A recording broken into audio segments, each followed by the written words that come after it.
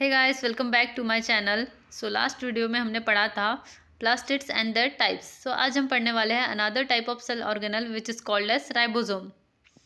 सो ribosome को discover किया था जॉर्ज पैलेड ने इन द ईयर 1953। राइबोसोम्स जो है एक मेम्ब्रेन लेस ऑर्गेनल है। इनके पास कोई मेम्ब्रेन नहीं होती लाइक अदर सेल ऑर्गेनल्स। जैसे एंडोप्लाज्मिक रेक्टिकुलम है, उसके पास में उसकी खुद की मेम्ब्रेन होती है। माइटोकॉन्ड्रिया है, माइटोकॉन्ड्रिया के पास में भी सेल मेम्ब्रेन होती है। ओके, और ये दोनों भी टाइप्स के सेल में प्रेजेंट होता है। बोथ प्रोकैरियोट्स एंड यूकैरियोट्स में ये दोनों भी टाइप्स के सेल में प्रेजेंट होते हैं और ये पूरे सेल में फैले होते हैं। एंड कुछ राइबोसोम्स एंडोप्लाज्मिक रेक्टिकुलम की मेम्ब्रेन पे भी अटैच्ड होते हैं। तो ऐसे एंडोप्लाज्मिक रेक्टिकुलम को हमने बोला था रफ एंडोप्लाज्मिक रेक्टिकुलम। ओके, अब यार ये राइबोसोम बनता कैसे है? तो देखिए, ये दो चीज़ों से बनता है, आरआरएनए प्लस प्रोटीन। तो आरआरएनए और प्रोटीन कंबाइन होके बनाते हैं हमारा राइबोसोम। तभी इन्हें राइबोन्यूक्लियो प्रोटीन पार्टिकल्स भी बोला जाता है because they are composed of rRNA plus protein. ये राइबोसोम्स जो है, ये कैसे हम इन्हें कैसे डिफरेंशिएट करेंगे कि एक सेल के अंदर कितने टाइप्स के राइबोसोम्स होते हैं? तो ये हम देखते हैं स्वेडबर्ग यूनिट से। Svedberg unit which determines the sedimentation coefficient. Okay, so तो सेडिमेंटेशन कोएफिशिएंट का क्या मतलब है? आपको मिक्सर ग्राइंडर पता होगा। तो हमें सपोज हमें बनाना है बनाना शेक। तो हम क्या करेंगे, बनाना को पीसेस में कट करेंगे और मिक्सचर में डाल देंगे। वैसे ही हमें राइबोसोम्स के साथ करना है। राइबोसोम्स का हमें सेंट्रीफ्यूगेशन करना है। तो मिक्सचर को बायोलॉजिकल टर्म में सेंट्रीफ्यूगेशन बोलते हैं।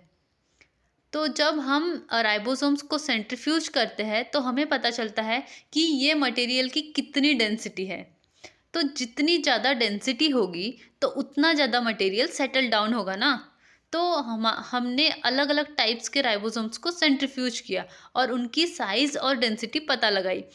और जो डेंसिटी हम पता लगाते हैं वो एक यूनिट है। जैसे लेंथ का यूनिट है मीटर, किलोमीटर, वैसे ही इसका यूनिट है, इसके डेंसिटी का यूनिट है S. So what is S? S is the sedimentation coefficient.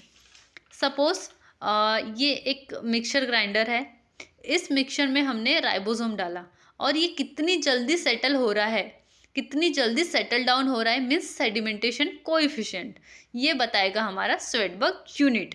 जो चीज़ जितनी ज़्यादा भारी होगी वो उसकी डेंसिटी भी ज़्यादा होगी, उसका सेडिमेंटेशन कोएफिशिएंट भी ज़्यादा होगा और उसका स्वेडबर्ग यूनिट भी ज़्यादा होगा। ओके, और जो चीज़ हल्की होगी तो वो उतनी जल्दी सेटल डाउन नहीं होगी और उसका सेडिमेंटेशन कोएफिशिएंट भी कम होगा। Okay, now types of ribosomes. So there are two types of ribosomes. एक होता है 70S and second is 80S। ये एस क्या है?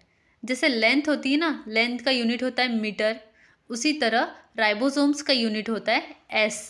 S is the sedimentation coefficient determined by a Svedberg unit.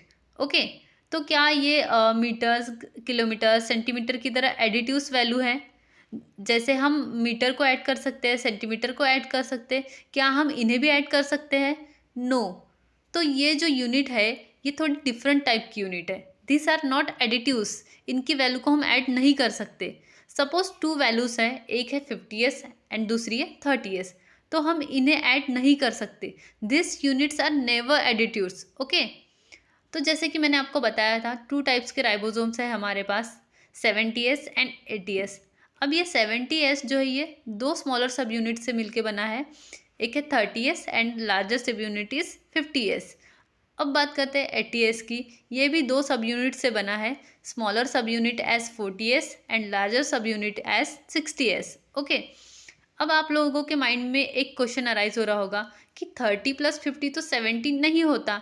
तो जैसे कि मैंने बताया था कि ये वैल्यूज एडिटिव्स नहीं है, इन्हें हम प्लस नहीं कर सकते। ओके, तो 30 और 50 70 ही होता है क्योंकि ये स्वेडबर्ग यूनिट्स है। मीटर, किलोमीटर, सेंटीमीटर नहीं है जिन्हें हम ऐड कर सके। Okay, then structure of ribosome.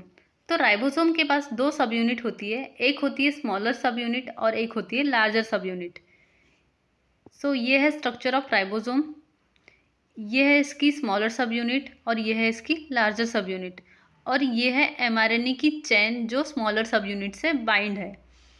Okay, अगर हमें इसका शेप मेंटेन करके रखना है, इन दोनों सब यूनिट्स को जोड़े रखना है, तो एक specific ion is responsible for the maintaining the shape of the ribosome, and that specific ion is magnesium ion.